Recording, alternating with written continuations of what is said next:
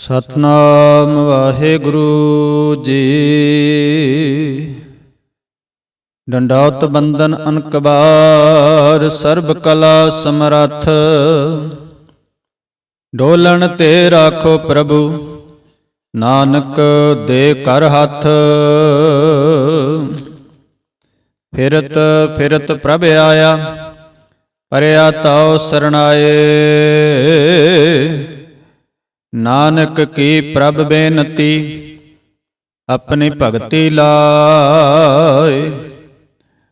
ਤੁਮਰੀ ਸਰਣ ਤੁਮਾਰੀ ਆਸਾ, ਤੁਮ ਹੀ ਸੱਜਣ ਸੁਹੇਲੇ। ਰਾਖੋ ਰਾਖਣ ਹਾਰ ਦਇਆਲਾ, ਨਾਨਕ ਘਰ ਕੇ ਗੋਲੇ।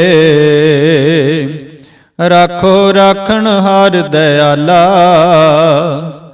ਨਾਨਕ ਘਰ ਕੇ ਗੋਲੇ। ਵਾਹਿਗੁਰੂ ਜੀ ਕਾ ਖਾਲਸਾ, ਵਾਹਿਗੁਰੂ ਜੀ ਕੀ ਫਤਿਹ। ਧੰਨ ਧੰਨ ਸਾਹਿਬ ਸ੍ਰੀ ਗੁਰੂ ਗ੍ਰੰਥ ਸਾਹਿਬ ਜੀ ਮਹਾਰਾਜ, ਚਾਵਰ ਛਤਰ ਤਖਤ ਦੇ ਮਾਲਕ, ਸਾਹਿਬਾਂ ਦੀ ਪਾਵਨ ਪਵਿੱਤਰ ਨਿੱਘੀ ਗੋਦ ਵਿੱਚ ਜੁੜ ਬੈਠੇ ਗੁਰੂ ਸਵਾਰੀ ਸਾਧ ਸੰਗਤ ਜੀ, ਸਤਿਗੁਰੂ ਜੀ ਦੀ ਅਪਾਰ ਕਿਰਪਾ ਬਖਸ਼ਿਸ਼ ਦੁਆਰਾ ਆਪਾਂ ਆਸਾ ਜੀ ਦੀ ਵਾਰ ਦੀ ਵਿਚਾਰ ਕਰ ਰਹੇ ਹਾਂ। ਜਿੱਥੇ ਆਪਾਂ ਆਸਾ ਜੀ ਦੀ ਵਾਰ ਦਾ ਰੋਜ਼ਾਨਾ ਕੀਰਤਨ ਕਰਦੇ ਹਾਂ, ਸਰਵਣ ਕਰਦੇ ਹਾਂ, ਉੱਥੇ ਸਾਨੂੰ ਇਹ ਵੀ ਪਤਾ ਹੋਣਾ ਚਾਹੀਦਾ ਹੈ ਕਿ ਸਤਿਗੁਰੂ ਸਾਨੂੰ ਆਸਾ ਜੀ ਦੀ ਵਾਰ ਦੇ ਵਿੱਚ ਸਮਝਾਉਂਦੇ ਕੀ ਨੇ। ਇਹ ਬਾਣੀ ਸਾਡੀ ਨਿਤਨੇਮ ਦਾ ਹਿੱਸਾ ਹੈ। ਆਪਾਂ ਰੋਜ਼ਾਨਾ ਹੀ ਅੰਮ੍ਰਿਤ ਵੇਲੇ ਆਸਾ ਜੀ ਦੀ ਵਾਰ ਦਾ ਗਾਇਨ ਤੇ ਕੀਰਤਨ ਸਰਵਣ ਕਰਦੇ ਹਾਂ। ਆਪਾਂ ਪਿੱਛੇ 18ਵੀਂ ਪੌੜੀ ਦੀ ਵਿਚਾਰ ਕਰਕੇ ਆਏ ਹਾਂ ਔਰ ਅਗਲੀ ਪੌੜੀ 19ਵੀਂ ਪੌੜੀ ਆਰੰਭ ਹੁੰਦੀ ਹੈ। ਆਓ ਮਨ ਬਿਰਤੀਆਂ ਇਕਾਗਰ ਕਰਕੇ ਸੁਰਤ ਗੁਰੂ ਸ਼ਬਦ ਵਿੱਚ ਜੋੜ ਕੇ ਸ਼ਬਦ ਦੇ ਵਿੱਚੋਂ ਆਪਾਂ ਗੁਰੂ ਦਾ ਦੀਦਾਰ ਕਰੀਏ, ਧੰਨ ਗੁਰੂ ਨਾਨਕ ਸਾਹਿਬ ਜੀ ਦਾ ਦੀਦਾਰ ਕਰੀਏ ਕਿ ਮੇਰੇ ਸਤਿਗੁਰੂ ਗੁਰੂ ਨਾਨਕ ਸਾਹਿਬ ਜੀ ਮਹਾਰਾਜ ਇਸ ਪਾਵਨ ਬਾਣੀ ਵਿੱਚ ਸਾਨੂੰ ਉਪਦੇਸ਼ ਕੀ ਕਰ ਰਹੇ ਨੇ, ਸਾਡੇ ਵਾਸਤੇ ਗੁਰੂ ਸਾਹਿਬ ਦਾ ਸੰਦੇਸ਼ ਕੀ ਹੈ। ਕਿਉਂਕਿ ਸਤਿਗੁਰੂ ਜੀ ਨੇ ਅਪਾਰ ਕਿਰਪਾ ਕਰਕੇ ਇਹ ਜੋ ਗ੍ਰੰਥ ਸਾਨੂੰ ਇੱਕ ਖਜ਼ਾਨਾ ਬਖਸ਼ਿਆ ਹੈ, ਗੁਰੂ ਗ੍ਰੰਥ ਸਾਹਿਬ ਜੀ ਮਹਾਰਾਜ, ਜਿਨ੍ਹਾਂ ਦੇ ਨਾਲ ਆਪਾਂ ਰੋਜ਼ਾਨਾ ਨਤਮਸਤਕ ਹੁੰਨੇ ਆ, ਮੱਥਾ ਟੇਕਦੇ ਆ। ਮੱਥਾ ਟੇਕਣ ਦਾ ਮਤਲਬ ਹੈ ਸਿਰ ਦੇ ਵਿੱਚ ਮੱਤ ਹੈ ਤੇ ਗੁਰੂ ਦੀ ਮੱਤ ਲੈ ਲੈਣਾ। ਇਹੀ ਹੈ ਸਤਿਗੁਰੂ ਨੇ ਬਚਨ ਆਖੇ ਨੇ, ਸਤਿਗੁਰ ਆਗੇ ਸੀਸ ਭੇਟ ਦਿਓ ਜੇ ਸਤਿਗੁਰ ਸਾਚੇ ਭਾਵੈ। ਸਤਿਗੁਰੂ ਦੇ ਅੱਗੇ ਸੀਸ ਭੇਟਾ ਕਰਨ ਦਾ ਮਤਲਬ ਕਿ ਗੁਰੂ ਦੀ ਮੱਤ ਲੈ ਲੈਣਾ, ਗੁਰ ਮੱਤ, ਗੁਰੂ ਦੀ ਮੱਤ ਲੈ ਕੇ ਚੱਲਣਾ। ਪਿਛਲੇ ਪਾਵਨ ਸ਼ਬਦ ਦੀ ਆਪਾਂ ਵਿਚਾਰ ਕਰਕੇ ਆਏ ਹਾਂ ਕਿ ਸਤਿਗੁਰੂ ਦੇ ਗੁਣ ਗਾਉਣੇ ਚਾਹੀਦੇ ਹਨ ਤੇ ਆਖਣਾ ਚਾਹੀਦਾ ਹੈ ਕਿ ਮੇਰਾ ਗੁਰੂ ਬਹੁਤ ਵੱਡਾ ਹੈ। ਇਹ ਤੇ ਗੁਰੂ ਸਾਹਿਬ ਗੁਰੂ ਅਰਜਨ ਦੇਵ ਜੀ ਮਹਾਰਾਜ ਜੀ ਨੇ ਕਿਰਪਾ ਕੀਤੀ ਤੇ ਆਖਿਆ, ਸਭ ਤੇ ਵੱਡਾ ਸਤਿਗੁਰੂ ਨਾਨਕ ਜਿਨ ਕਲ ਰਾਖੀ ਮੇਰੀ। ਜਾਂ ਫਿਰ ਗੁਰਦੇਵ ਜੀ ਸਾਨੂੰ ਸਮਝਾਉਂਦੇ ਹੋਏ ਕਹਿੰਦੇ ਨੇ ਕਿ ਪਿਆਰੇ, ਗੁਰੂ ਨਾਨਕ ਜਿਨ ਸੁਣਿਆ ਪੇਖਿਆ, ਸੇ ਫਿਰ ਗਰਬਾਸ ਨਾ ਭਰਿਆ ਰੇ।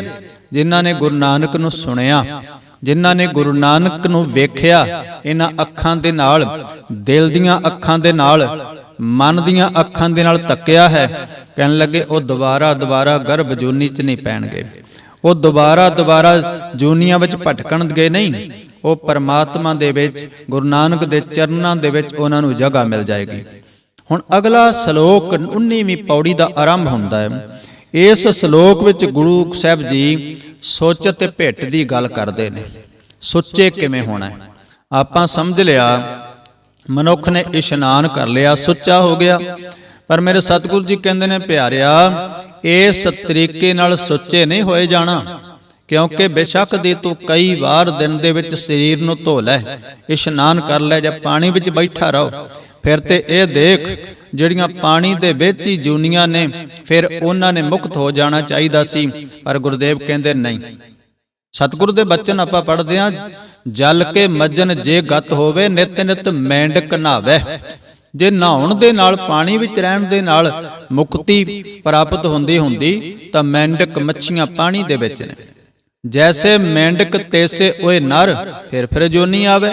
ਕਹਿਣ ਲੱਗੇ ਜਿਸ ਤਰ੍ਹਾਂ ਉਹ ਮੈਂਡਕ ਹੈ ਉਸੇ ਤਰ੍ਹਾਂ ਉਹ ਮਨੁੱਖ ਹੈ, ਦੁਬਾਰਾ ਫਿਰ ਜੋਨੀਆਂ ਚ ਆਉਂਦਾ। ਹੁਣ ਵੇਖੋ ਤੁਸੀਂ, ਸਤਿਗੁਰ ਨੇ ਬੜੇ ਅਮੋਲਕ ਬਚਨ ਆਖੇ। ਸਤਿਗੁਰ ਸਮਝਾਉਂਦੇ ਹੋਏ ਸਾਨੂੰ ਕਹਿੰਦੇ ਨੇ, ਉਦਾਹਰਨਾਂ ਦੇ ਕੇ ਕਹਿੰਦੇ ਨੇ, ਦੇਖੋ ਚਿੱਕੜ ਦੇ ਵਿੱਚ ਕਮਲ ਦਾ ਫੁੱਲ ਹੈ, ਕਮਲ ਦੇ ਫੁੱਲ ਦੇ ਥੱਲੇ ਜੜ੍ਹਾਂ ਦੇ ਵਿੱਚ ਡੱਡੂ ਬੈਠਾ। ਸਾਡੀ ਵੀ ਦਸ਼ਾ ਕੁਛ ਐਸੀ ਹੀ ਹੈ। ਕਹਿੰਦੇ ਨੇ ਚਿੱਕੜ ਦੇ ਵਿੱਚ ਡੱਡੂ ਬੈਠਾ ਹੈ, ਪਰ ਉਹਨੂੰ ਇਹ ਸਾਰ ਨਹੀਂ ਕਿ ਮੇਰੇ ਉੱਪਰ ਕਮਲ ਦਾ ਫੁੱਲ ਹੈ, ਉਹਦੇ ਵਿੱਚ ਰਸ ਹੈ, ਉਹਦੇ ਵਿੱਚੋਂ ਖੁਸ਼ਬੂ ਆ ਰਹੀ ਹੈ, ਸੁਗੰਧੀ ਆ ਰਹੀ ਹੈ। ਭੌਰਾ ਕਿੰਨੀ ਦੂਰੋਂ ਚੱਲ ਕੇ ਆਉਂਦਾ ਹੈ, ਫੁੱਲ ਦੀ ਸੁਗੰਧੀ ਲੈ ਕੇ ਚਲਾ ਜਾਂਦਾ। ਇਸੇ ਤਰ੍ਹਾਂ ਗੁਰਮੁਖ ਜਿਹੜੇ ਨੇ ਦੂਰੋਂ ਚੱਲ ਕੇ ਆਉਂਦੇ ਨੇ ਤੇ ਸਤ ਸੰਗਤ ਵਿੱਚ ਬਹਿ ਕੇ ਗੁਰਬਾਣੀ ਦੀ ਸੁਗੰਧੀ ਲੈ ਕੇ ਚਲੇ ਜਾਂਦੇ ਨੇ। ਸਤਿਗੁਰੂ ਦੇ ਪਾਵਨ ਬਚਨਾਂ ਦੀ ਵਿਚਾਰ ਮੇਰੇ ਸਾਹਿਬ ਜੀ ਫਰਮਾਉਂਦੇ ਨੇ ਇਸ ਸ਼ਲੋਕ ਦੇ ਅੰਦਰ। ਸ਼ਲੋਕ ਮਹੱਲਾ ਪਹਿਲਾ, ਗੁਰੂ ਨਾਨਕ ਸਾਹਿਬ ਜੀ ਦੇ ਬਚਨ ਨੇ, ਪਹਿਲਾਂ ਸੁੱਚਾ ਆਪ ਹੋਏ, ਸੁੱਚੇ ਬੈਠਾ ਆਏ।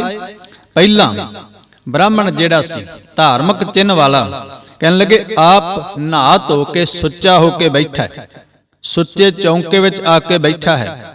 ਸੁੱਚੇ ਚੌਂਕੇ, ਜਿਸ ਚੌਂਕੇ ਦੇ ਉੱਤੇ ਗਊ ਦੇ ਗੋਬਰ ਦਾ ਪੋਚਾ ਫੇਰਿਆ ਹੋਇਆ, ਜਿਸ ਚੌਂਕੇ ਦੇ ਦਿਵਾਲੇ ਦੁਆਲੇ ਕਾਰਾਂ ਕੱਢੀਆਂ ਹੋਈਆਂ ਨੇ, ਤੇ ਕਹਿਣ ਲੱਗੇ ਜਜਮਾਨ ਦੇ ਘਰ ਵਿੱਚ ਆ ਕੇ ਬੈਠਾ ਹੈ। ਕਹਿਣ ਲੱਗੇ ਸੁੱਚੇ ਅੱਗੇ ਰੱਖਿਓ ਨ ਕੋਈ ਨਾ ਭਿੱਟਿਓ ਜਾਏ।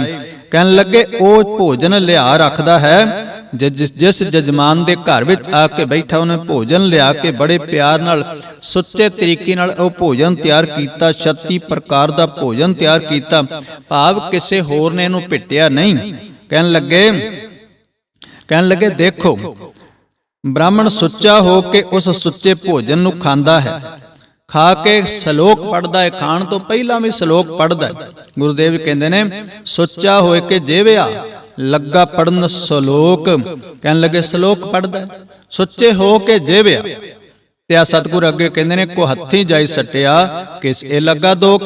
ਕਹਿਣ ਲੱਗੇ ਉਹ ਭੋਜਨ ਜਦੋਂ ਸਾਡੇ ਗਲੇ ਤੋਂ ਥੱਲੇ ਉਤਰਿਆ, ਜਿਸ ਭੋਜਨ ਨੂੰ ਬੜੇ ਸੁੱਚੇ ਤਰੀਕੇ ਨਾਲ ਬਣਾਇਆ ਸੀ, ਬੜੀ ਸੁੱਚਮ ਰੱਖੀ ਸੀ, ਪਹਿਲਾਂ ਝੂਠਾ ਨਹੀਂ ਕੀਤਾ, ਬਿਲਕੁਲ ਸੁੱਚਾ ਹੈ।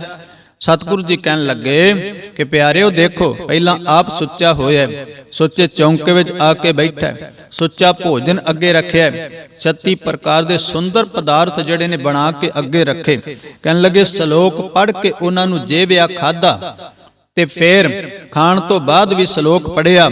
ਕਹਿਣ ਲੱਗੇ ਉਹ ਕੋ ਹੱਥੀ। ਸਤਿਗੁਰੂ ਸੱਚੇ ਪਾਤਸ਼ਾਹ ਜੀ ਕਹਿੰਦੇ ਨੇ ਪਿਆਰਿਓ ਦੇਖੋ, ਕੋ ਥਾਂ ਦੇ ਉੱਤੇ ਕਿੱਥੇ ਸੁੱਟਿਆ ਗਿਆ, ਗਲੇ ਤੋਂ ਥੱਲੇ ਗਿਆ ਤੇ ਉਹ ਗੰਦੀ ਥਾਂ ਤੇ ਚਲੇ ਗਿਆ, ਜਿੱਥੇ ਗੰਦਗੀ ਹੈ ਪੇਟ ਦੇ ਵਿੱਚ।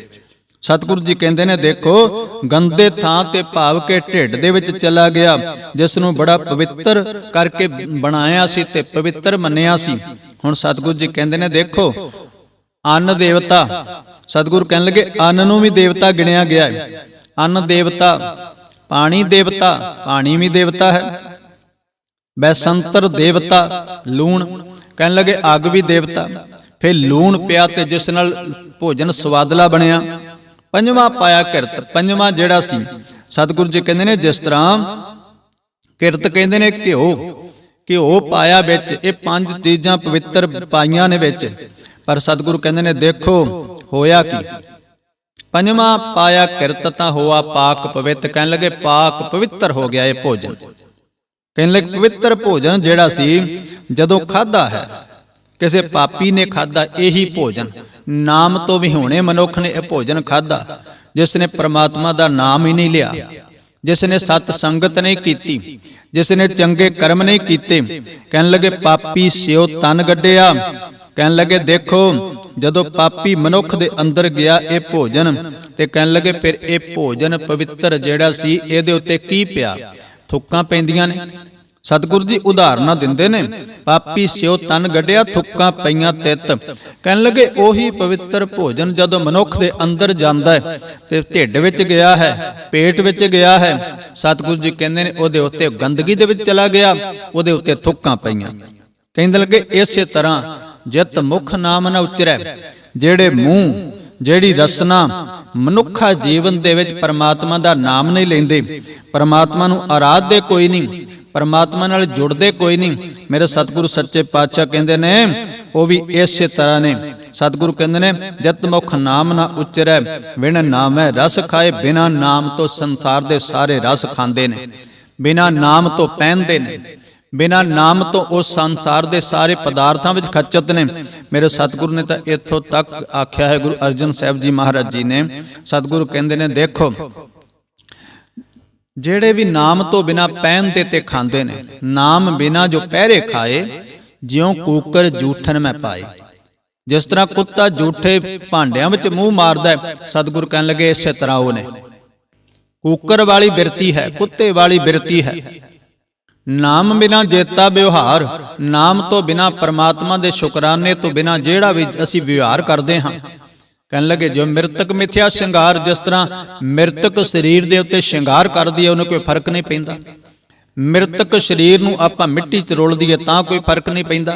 कहने लगे इस तरह वो मनुख ने नाम तो बिना संसार के पदार्थ परमात्मा ने जिहड़े बनाए ने उन्होंने चखदे ने, परमात्मा का नाम नहीं लेंदे।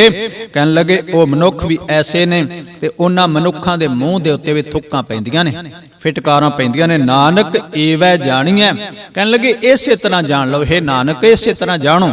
थुक्कां पईयां तित, सतगुरु कहने लगे प्यारिया देख, नानक एवै जाणीए तित मुख थुक्कां पाहे। कहने लगे तित मुख, उस मुख दे उत्ते भी थुक्कां पैंदियां ने। हुण सतगुरु जी ने पहलियां बच्चियां ने आख्या पापी स्यो तन गड्ढिया, थुक्कां पईयां तित। जदों भोजन शरीर दे अंदर गया, पवित्र भोजन सी, बड़ा सुचम दे नाल बनाया होया, 5 देवते ने विच। सतगुरु कहंदे ने ओ जदों अंदर गया पेट दे ओहदे उत्ते भी थुक्कां पईयां। पर जदों पापी मनुख ने वो अपने शरीर दे विच धारण कीता, कहने लगे जड़े परमात्मा दा नाम न लैंदे, परमात्मा नूं आराधदे कोई नहीं, कहने लगे उन्हां मूहां दे उत्ते भी थुक्कां ही पैंदियां ने। उन्हां मूहां नूं भी फिटकारां पैंदियां ने। नाम तो बिना स्वादले पदार्थ दा खा लै, पर परमात्मा नूं सिमरदे कोई नहीं, शुकराना नहीं कीता। वाहिगुरू तेरा शुक्र है, ये गल कहनी सी। जिसदा दिता खावना तिस कहीए शाबाश, जिहदा दिता खाइए ओदा शुकराना करिए, ਉਹਨੂੰ ਸ਼ਾਬਾਸ਼ ਕਹੀਏ, परमात्मा ਨੂੰ ਸ਼ਾਬਾਸ਼ ਕਹੀਏ। ਵਾਹਿਗੁਰੂ ਤੇਰਾ ਸ਼ੁਕਰ ਹੈ, ਤੂੰ ਸਾਨੂੰ ਰੋਜ਼ਾਨਾ ਦੇ ਰਿਹਾ ਹੈ, ਤੂੰ ਸਾਨੂੰ ਭੁੱਖੇ ਉਠਾਉਂਦਾ ਜ਼ਰੂਰ ਹੈ, ਪਰ ਤੂੰ ਭੁੱਖੇ ਸੌਣ ਨਹੀਂ ਦਿੰਦਾ, ਤੇਰੀ ਇੰਨੀ ਕਿਰਪਾ ਹੈ।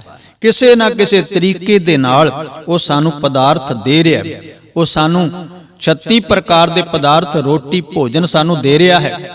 ਉਹਦਾ ਸ਼ੁਕਰਾਨਾ ਕਰਨਾ ਮਾਲਕ ਦਾ, ਉਹਨੂੰ ਸਦਾ ਆਰਾਧਨਾ। इस लिए मेरे सतगुरु जी कहते हैं उन्हां मूहां दे उत्ते थुक्कां पैंदियां ने ते फिटकारां पैंदियां ने। ऐसे मूहां नूं जिहड़े मूह परमात्मा दा नाम नहीं लैंदे। इह श्लोक सतगुरु जी दा पहला श्लोक 19वीं पौड़ी दा।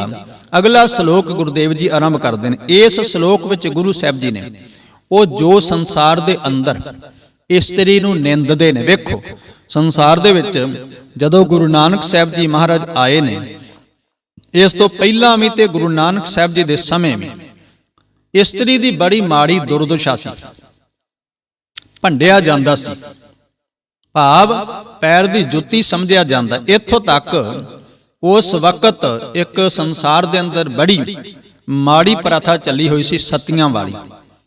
गुरु नानक साहब जी ने तो लैके 10वें जामे तक ये प्रथा गुरु अमरदास महाराज जी ने ते कृपा करके इस प्रथा नूं बंद करवाया, मौके दे बादशाह नूं कह के कि ये जड़ियां मड़ियां दे नाल अपने पति दे नाल जिन्हां नूं सतियां कर दिता जांदा है। अज भी आपां देखदे हां पिंडां दे अंदर टोबियां दे कंढियां दे उत्ते सतियां दीयां मड़ियां बणीआं होईयां ने, जिथे लोग किते साल बाद जाके दीवा किते जगाउंदे ने कि साडी सती है। पर गुरुदेव जी कहते हैं उस नूं सती नहीं गिणिया जा सकता जिहड़ी अपने पति दे नाल चिखा विच जिन्हों धक्के नाल फड़ के साड़ दिता गया। कबीर जी ने तो पावन बचन आखे। कबीर जी तो कहते हैं देखो धक्के दे नाल फड़ के कबीर ऐसी होए परी मन को भावत कीन, मरने ते क्या डरपना जब हाथ संधौरा लीन। हाथ विच संधूर वाला नारियल फड़ा देना ते फिर ओनू मरना ही पैंदा सी। फिर ओदे दुआले दुआले डांगां वाले खड़े कर दिंदे ने कि बाहर भी ना निकले। धक्के नाल चिखा विच चिण के सती कर देना। ते जे पत्नी चढ़ाई कर जाए ते पति नाल सती कोई नहीं हुंदा। बड़ा वितकरा सी।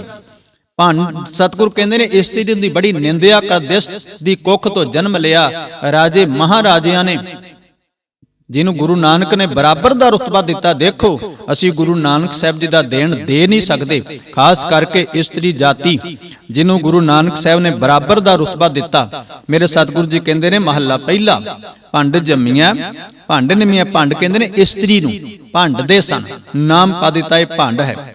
ਕਹਿੰਦੇ ਨੇ ਇਸਤਰੀ ਤੋਂ ਪੈਦਾ ਹੋਈਦਾ, ਇਸਤਰੀ ਜਨਮ ਦੇਣ ਵਾਲੀ ਹੈ। ਕਹਿੰਦੇ ਨੇ ਉਹਦੇ ਅੰਦਰ, ਉਹਦੀ ਕੁੱਖ ਦੇ ਵਿੱਚ 9 ਮਹੀਨੇ ਰਹਿਣਾ ਪੈਂਦਾ ਹੈ। ਇਸਤਰੀ ਦੀ ਕੁੱਖ ਦੇ ਵਿੱਚ ਸੰਸਾਰ ਹੀ ਨਹੀਂ, ਇਸਤਰੀ ਤੋਂ ਬਿਨਾਂ ਸੰਸਾਰ ਦਾ ਵਿਕਾਸ ਹੀ ਨਹੀਂ ਹੋ ਸਕਦਾ ਇਸਤਰੀ ਤੋਂ ਬਿਨਾਂ। ਸਤਿਗੁਰ ਕਹਿੰਦੇ ਨੇ ਫਿਰ ਭੰਡ ਮੰਗਣ ਵਿਆਹੂ, ਭੰਡ ਦੇ ਨਾਲ ਇਸਤਰੀ ਨਾਲ ਮੰਗਣੀ ਹੁੰਦੀ ਹੈ, ਇਸਤਰੀ ਦੇ ਨਾਲ ਵਿਆਹ ਹੁੰਦਾ ਹੈ। ਭੰਡੋ ਹੋਵੇ ਦੋਸਤੀ, ਭੰਡੋ ਚੱਲੇ ਰਾਹੋ। ਹੁਣ ਸਤਿਗੁਰੂ ਸੱਚੇ ਪਾਤਸ਼ਾਹ ਕਹਿੰਦੇ ਨੇ ਦੇਖੋ ਪ੍ਰਾਣੀ ਦਾ ਸਰੀਰ ਬਣਦਾ ਹੈ ਇਸਤਰੀ ਦੀ ਕੁੱਖ ਵਿੱਚ ਰਹਿ ਕੇ। ਤਾਂ ਹੀ ਤੇ ਗੁਰੂ ਸਾਹਿਬ ਨੇ ਆਖਿਆ ਨਾ, ਮਾਸ ਤੋਂ ਹੀ ਮਾਸ ਪੈਦਾ ਹੁੰਦਾ ਹੈ।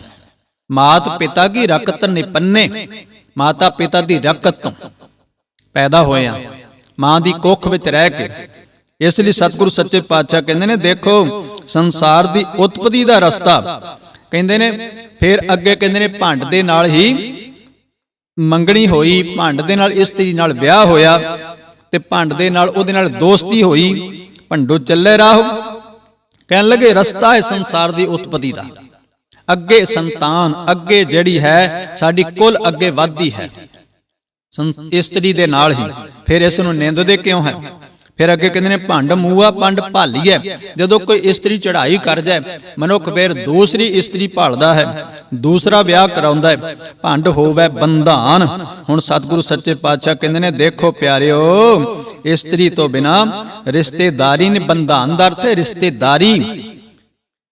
ਇਸਤਰੀ ਦੇ ਨਾਲ ਹੀ ਅੱਗੇ ਰਿਸ਼ਤੇਦਾਰੀ ਵਧੀ, ਜਿਸ ਘਰ ਦੇ ਵਿੱਚ ਵਿਆਹ ਹੋਇਆ ਉੱਥੇ ਰਿਸ਼ਤੇਦਾਰੀ ਵਧੀ। ਹੁਣ ਸਤਿਗੁਰੂ ਜੀ ਕਹਿੰਦੇ ਨੇ ਸੋ ਕਿਉਂ ਮੰਦਾ ਆਖੀਐ ਜਿਤ ਜੰਮੈ ਰਾਜਾਨ। ਹੇ ਦੁਨੀਆ ਦੇ ਲੋਕੋ, ਤੁਸੀਂ ਫਿਰ ਇਸ ਨੂੰ ਮੰਦਾ ਕਿਉਂ ਆਖਦੇ ਹੋ? ਜਿਸ ਨੇ ਰਾਜੇ ਮਹਾਰਾਜਿਆਂ ਨੂੰ, ਪੀਰਾਂ ਫਕੀਰਾਂ ਅਵਤਾਰਾਂ ਨੂੰ ਜਨਮ ਦਿੱਤਾ ਹੈ, ਉਹਨੂੰ ਮੰਦਾ ਕਿਉਂ? ਜਿਸ ਦੀ ਕੁੱਖ ਤੋਂ ਤੁਸੀਂ ਜਨਮ ਲਿਆ ਤੁਸੀਂ ਉਸ ਨੂੰ ਮੰਦਾ ਪੈ ਬੋਲਦੇ ਹੋ। ਇੱਥੋਂ ਤੱਕ ਉਸ ਸਮੇਂ ਦੇ ਅੰਦਰ ਇਹ ਗੱਲ ਮੱਥੀ ਗਈ ਸੀ, ਮਨੋ ਸਿਮਰਤੀ ਦੇ ਅੰਦਰ ਕਹਿੰਦੇ ਨੇ ਇਸਤਰੀ ਨਰਕ ਦਾ ਦੁਆਰਾ ਹੈ। ਇਹ ਗੱਲ ਕਹੀ ਗਈ ਸੀ ਕਿ ਇਸਤਰੀ ਨੂੰ ਕੋਈ ਹੱਕ ਨਹੀਂ ਹੈ ਜਨੇਊ ਪਾਉਣ ਦਾ, ਇਸਤਰੀ ਨੂੰ ਹੱਕ ਨਹੀਂ ਹੈ ਮਸੀਤ ਵਿੱਚ ਜਾਣ ਦਾ, ਇਸਤਰੀ ਨੂੰ ਹੱਕ ਨਹੀਂ ਹੈ ਮੰਦਰ ਵਿੱਚ ਜਾਣ ਦਾ। ਹੁਣ ਸਤਿਗੁਰੂ ਜੀ ਨੇ ਬਰਾਬਰ ਦਾ ਰੁਤਬਾ ਦੇ ਦਿੱਤਾ, ਕਹਿਣ ਲੱਗੇ ਨਹੀਂ, ਅੱਧਾ ਸਰੀਰ ਹੈ ਇਹ। ਗੁਰੂ ਸਾਹਿਬ ਨੇ ਤਾਂ ਇੱਥੋਂ ਤੱਕ ਆਖਿਆ ਬਾਣੀ ਦੇ ਅੰਦਰ, ਕਹਿੰਦੇ ਨੇ ਧਨ ਪਿਰ ਇਹ ਨਾ ਆਖੀਏ ਬੈਨ ਇਕੱਠੇ ਹੋਏ। ਧਨ ਪਿਰ ਇਸਤਰੀ ਤੇ ਪਤੀ ਇਹ ਨਹੀਂ ਜਿਹੜੇ ਇਕੱਠੇ ਹੋ ਕੇ ਬਹਿੰਦੇ ਨੇ। ਏਕ ਜੋਤ ਦੋਏ ਮੂਰਤੀ, ਉਹਨਾਂ ਦੀ ਜੋਤ ਸੋਚ ਇੱਕ ਹੋਵੇ, ਉਹਨਾਂ ਦੀ ਆਤਮਾ ਇੱਕ ਹੋਵੇ, ਵਿਚਾਰਧਾਰਾ ਇੱਕ ਹੋਵੇ। ਕਹਿਣ ਲੱਗੇ ਮੇਰੀ ਨਜ਼ਰ ਵਿੱਚ ਉਹ ਪਤੀ ਤੇ ਪਤਨੀ ਨੇ, ਨਹੀਂ ਤੇ ਉਹ ਪਤੀ ਪਤਨੀ ਨਹੀਂ ਜਿਹਦੀ ਵਿਚਾਰਧਾਰਾ ਇੱਕ ਦੀ ਅਲੱਗ ਹੈ ਦੂਸਰੇ ਦੀ ਅਲੱਗ ਹੈ। ਇਕੱਠੇ ਰਹਿੰਦੇ ਜ਼ਰੂਰ ਨੇ ਪਰ ਵਿਚਾਰਧਾਰਾ ਬਿਲਕੁਲ ਅਲੱਗ ਥਲੱਗ ਹੈ। ਮੇਰੇ ਸਤਿਗੁਰੂ ਜੀ ਕਹਿੰਦੇ ਨੇ ਉਹ ਅਸਲੀਅਤ ਵਿੱਚ ਮੇਰੀ ਨਜ਼ਰ ਦੇ ਵਿੱਚ ਉਹ ਪਤੀ ਪਤਨੀ ਨੇ, ਉਹਨਾਂ ਦੀ ਵਿਚਾਰਧਾਰਾ ਇੱਕ, ਸੋਚ ਇੱਕ ਹੈ, ਉਹ ਆਗਿਆਕਾਰੀ ਨੇ। ਹੁਣ ਸਤਿਗੁਰੂ ਜੀ ਕਹਿੰਦੇ ਨੇ ਦੇਖੋ ਇਸਤਰੀ ਨੂੰ ਕਿਉਂ ਨਿੰਦਦੇ ਹੋ ਭਲਿਓ? ਇਹਨੂੰ ਨਿੰਦੋ ਨਾ, ਇਹ ਸੰਸਾਰ ਦੀ ਉਤਪਤੀ ਹੈ। ਇਹ ਸੰਸਾਰ ਦੇ ਵਿੱਚ ਇਸਤਰੀ ਤੋਂ ਬਿਨਾ ਸੰਸਾਰ ਨਹੀਂ ਹੈ। ਇਸ ਲਈ ਸਤਿਗੁਰੂ ਜੀ ਕਹਿੰਦੇ ਨੇ, ਫਿਰ ਅੱਗੇ ਸਤਿਗੁਰੂ ਕਹਿੰਦੇ ਨੇ ਭੰਡੋ ਹੀ ਭੰਡ ਉਪਜੇ ਭੰਡੋ ਬਾਜ ਨਾ ਕੋਏ। ਕਹਿਣ ਲੱਗੇ ਇਸਤਰੀ ਤੋਂ ਇਸਤਰੀ ਜਨਮ ਲੈਂਦੀ ਹੈ ਤੇ ਇਸਤਰੀ ਤੋਂ ਬਿਨਾ ਕੋਈ ਵੀ ਨਹੀਂ ਹੈ। ਸੰਸਾਰ ਦੇ ਅੰਦਰ ਕੋਈ ਵੀ ਇਸਤਰੀ ਤੋਂ ਬਿਨਾ ਪੈਦਾ ਨਹੀਂ ਹੋ ਸਕਦਾ। ਬੇਸ਼ੱਕ ਦੀ ਆਪਾਂ ਇਤਿਹਾਸ ਨੂੰ ਵੇਖਦੇ ਆਂ, ਪੜ੍ਹਦੇ ਆਂ ਕਿ ਕਿਸੇ ਆਪਾਂ ਵੇਖਦੇ ਆਂ ਦੇਵਤੇ ਨੂੰ, ਕਿਸੇ ਨੂੰ ਧਰਤੀ ਦੇ ਵਿੱਚੋਂ ਜਾਂ ਕਿਸੇ ਨੂੰ ਪਾਣੀ ਦੇ ਵਿੱਚੋਂ ਨਹੀਂ। ਗੁਰਦੇਵ ਕਹਿੰਦੇ ਨੇ ਮਾਤਾ ਪਿਤਾ ਦੇ ਸੰਜੋਗ ਤੋਂ ਬਿਨਾ ਬਾਲ ਬੱਚਾ ਜਿਹੜਾ ਇਹ ਪੈਦਾ ਨਹੀਂ ਹੋ ਸਕਦਾ। ਗੁਰਬਾਣੀ ਦੇ ਬਚਨ ਨੇ ਸਤਿਗੁਰੂ ਜੀ ਨੇ, ਜੈਸੇ ਮਾਤ ਪਿਤਾ ਬਿਨ ਬਾਲ ਨਾ ਹੋਈ, ਜਿਸ ਤਰ੍ਹਾਂ ਮਾਤਾ ਪਿਤਾ ਦੇ ਸੰਜੋਗ ਤੋਂ ਬਿਨਾ ਬਾਲਕ ਜਿਹੜਾ ਇਹ ਪੈਦਾ ਨਹੀਂ ਹੋ ਸਕਦਾ, ਉਤਪਤੀ ਨਹੀਂ ਹੋ ਸਕਦੀ। ਕਹਿਣ ਲੱਗੇ ਇਸੇ ਤਰ੍ਹਾਂ ਪਾਣੀ ਤੋਂ ਬਿਨਾ ਕੱਪੜਾ ਨਹੀਂ ਧੋਤਾ ਜਾ ਸਕਦਾ। ਉਦਾਹਰਨ ਦਿੱਤੀ ਨਾ, ਬਿੰਬ ਬਿਨਾ ਕੈਸੇ ਕੱਪੜੇ ਧੋਈ। ਪਾਣੀ ਤੋਂ ਬਿਨਾ ਕੱਪੜੇ ਕਿਵੇਂ, ਮਿੱਟੀ 'ਚ ਕਿਵੇਂ ਧੋ ਲਓਗੇ? ਪਾਣੀ ਤੋਂ ਬਿਨਾ ਕੱਪੜਾ ਨਹੀਂ ਧੋਤਾ ਜਾ ਸਕਦਾ। ਦੂਜੀ ਕਹਿੰਦੇ ਨੇ ਸਤਿਗੁਰ ਕਹਿੰਦੇ ਨੇ ਵੇਖ ਘੋੜੇ ਤੋਂ ਬਿਨਾ ਸਵਾਰੀ ਕੋਈ ਨਹੀਂ, ਘੋਰ ਬਿਨਾ ਕੈਸੇ ਸਵਾਰ, ਘੋੜੇ ਤੋਂ ਬਿਨਾ ਕਿਵੇਂ ਸਵਾਰੀ ਕਰੋਗੇ। ਉਦਾਹਰਨਾਂ ਦਿੱਤੀਆਂ ਬਾਣੀ ਦੇ ਅੰਦਰ ਗੁਰਦੇਵ ਜੀ ਨੇ। ਸਤਿਗੁਰੂ ਜੀ ਕਹਿੰਦੇ ਨੇ ਪਿਆਰਿਓ, ਇਸਤਰੀ ਤੋਂ ਇਸਤਰੀ ਪੈਦਾ ਹੁੰਦੀ ਹੈ, ਭਾਵ ਸੰਸਾਰ ਦੀ ਉਤਪਤੀ ਨਹੀਂ ਇਸਤਰੀ ਤੋਂ ਬਿਨਾ। ਨਾਨਕ ਭੰਡੇ ਬਾਹਰਾ ਏਕੋ ਸੱਚਾ, ਸੋ ਇੱਕ ਵਾਹਿਗੁਰੂ ਹੈ। हे ਨਾਨਕ ਪਰਮਾਤਮਾ ਹੈ ਜਿਹੜਾ ਇਸਤਰੀ ਤੋਂ ਬਾਹਰਾ ਹੈ, ਜਿਹਨੂੰ ਕਿਸੇ ਨੇ ਜਨਮ ਨਹੀਂ ਦਿੱਤਾ। ਬਾਕੀ ਸਭ ਜਿਹੜੇ ਪੀਰ ਪੈਗੰਬਰ ਅਵਤਾਰ ਨੇ ਸਭ ਨੂੰ ਇਸਤਰੀ ਨੇ ਜਨਮ ਦਿੱਤਾ ਹੈ। ਵੱਡੇ ਵੱਡੇ ਜੋਗੀ ਨਾਥ ਨੇ ਸਭ ਨੂੰ ਇਸਤਰੀ ਨੇ ਜਨਮ ਦਿੱਤਾ ਹੈ। ਵੱਡੇ ਵੱਡੇ ਸੂਰਮੇ ਨੇ ਸਭ ਨੂੰ ਇਸਤਰੀ ਨੇ ਜਨਮ ਦਿੱਤਾ ਹੈ। ਕਹਿਣ ਲੱਗੇ ਇਸਤਰੀ ਤੋਂ ਬਿਨਾ ਕੋਈ ਨਹੀਂ, ਉਤਪਤੀ ਨਹੀਂ ਹੈ, ਸੰਸਾਰ ਦਾ ਵਿਕਾਸ ਨਹੀਂ ਹੈ। ਇਸ ਲਈ ਮੇਰੇ ਸਤਿਗੁਰੂ ਜੀ ਕਹਿੰਦੇ ਨੇ ਉਹ ਵਾਹਿਗੁਰੂ ਪਰਮਾਤਮਾ ਇੱਕੋ ਹੀ ਹੈ ਜਿਹੜਾ ਜੂਨੀਆਂ ਤੋਂ ਰਹਿਤ ਹੈ, ਉਹ ਕਿਸੇ ਜੂਨੀ ਵਿੱਚ ਨਹੀਂ। ਕਿਉਂਕਿ ਆਰੰਭਤਾ ਦੇ ਵਿੱਚ ਹੀ ਗੁਰੂ ਸਾਹਿਬ ਨੇ ਗੁਰੂ ਗ੍ਰੰਥ ਸਾਹਿਬ ਜੀ ਦੇ ਅੰਦਰ ਮੂਲ ਮੰਤਰ ਵਿੱਚ ਹੀ ਗੁਰੂ ਸਾਹਿਬ ਜੀ ਨੇ ਆਖਿਆ ਵਾਹਿਗੁਰੂ ਜੂਨੀਆਂ ਤੋਂ ਰਹਿਤ ਹੈ, ਉਹ ਕਿਸੇ ਗੇੜ ਵਿੱਚ ਨਹੀਂ ਹੈ, ਉਹ ਬਿਲਕੁਲ ਜੂਨੀਆਂ ਤੋਂ ਰਹਿਤ।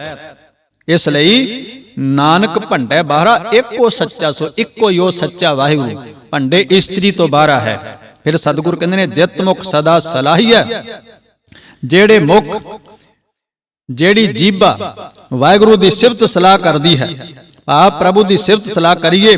ਭਾਗਾਂ ਰਤੀ ਚਾਰ, ਭਾਗਾਂ ਰਤੀ ਭਾਗਾਂ ਦੀਆਂ ਚਾਰ ਰਤੀਆਂ, ਭਾਗਾਂ ਦੀ ਮਣੀ ਭਾਵ ਚੰਗੇ ਭਾਗਾਂ ਦੇ ਕਾਰਨ। ਕਹਿਣ ਲੱਗੇ ਉਹ ਮੁਖ ਸੋਹਣਾ ਲੱਗਦਾ ਹੈ ਚੰਗੇ ਭਾਗਾਂ ਦੇ ਕਾਰਨ। ਸਤਿਗੁਰੂ ਜੀ ਕਹਿੰਦੇ ਨੇ ਪਿਆਰਿਓ, ਜਿਹੜਾ ਪ੍ਰਭੂ ਦੀ ਸਿਫਤ ਸਲਾਹ ਕਰਦਾ ਹੈ, ਜਿਹੜੇ ਮੂੰਹ ਪ੍ਰਭੂ ਦੀ ਸਿਫਤ ਸਲਾਹ ਕਰਦੇ ਨੇ ਉਹ ਭਾਗਾਂ ਵਾਲੇ ਨੇ। हे ਨਾਨਕ ਉਹੀ ਮੁਖ ਉਸ ਸੱਚੇ ਪ੍ਰਭੂ ਦੇ ਦਰਬਾਰ ਦੇ ਵਿੱਚ ਕਬੂਲ ਪੈਣਗੇ। ਨਾਨਕ ਤੇ ਮੁਖ ਉਜਲੇ।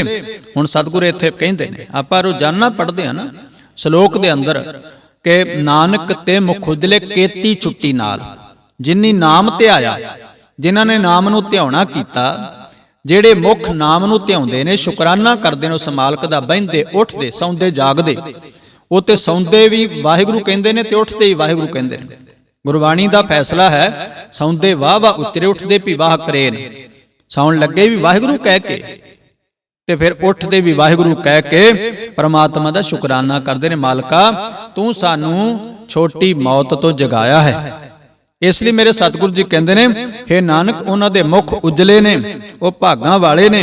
ਕਹਿੰਦੇ ਨੇ ਉਸ ਦਰਬਾਰ ਦੇ ਵਿੱਚ ਉਹ ਸੱਚੇ ਨੇ, ਸੱਚੇ ਦੇ ਦਰਬਾਰ ਵਿੱਚ ਉਹਨਾਂ ਦੇ ਮੁਖ ਉਜਲੇ, ਉਹਨਾਂ ਦੇ ਮੱਥੇ ਉੱਤੇ ਦਾਗ ਕੋਈ ਨਹੀਂ। ਨਾਨਕ ਤੇ ਮੁਖ ਉਜਲੇ ਤਿਤ ਸੱਚੈ ਦਰਬਾਰ ਤਿਤ, ਵਾਹਿਗੁਰੂ ਦੇ ਦਰਬਾਰ ਦੇ ਵਿੱਚ ਉਹ ਸੱਚੇ ਨੇ।